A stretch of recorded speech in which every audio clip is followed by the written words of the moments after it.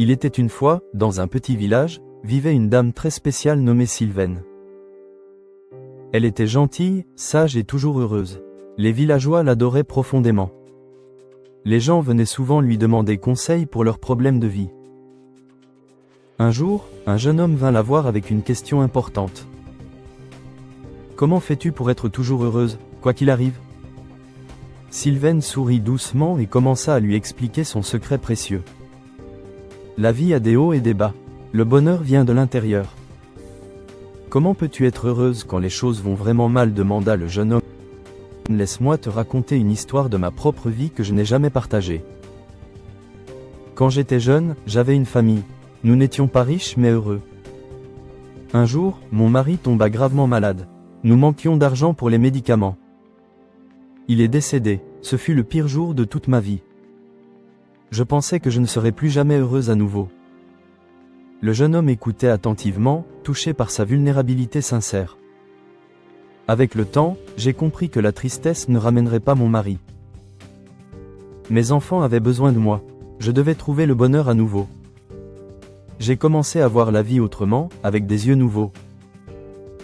La vie aura toujours de bons et mauvais moments. J'ai décidé de choisir. Mais comment as-tu fait concrètement ? Demanda le jeune homme avec empressement. Chaque matin au réveil, je me dis que c'est un nouveau jour.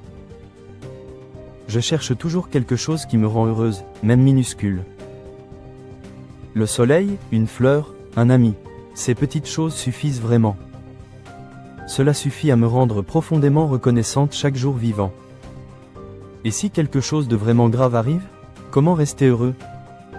Ce n'est pas facile, mais je me rappelle, cela aussi passera. Même les mauvais moments ne durent jamais pour toujours, c'est certain. Je me concentre sur ce que j'ai encore, santé, amis, vie. Le bonheur est un choix. Tu peux choisir ta perspective toujours. Tu peux te concentrer sur le mal ou voir le bien. C'est ton choix.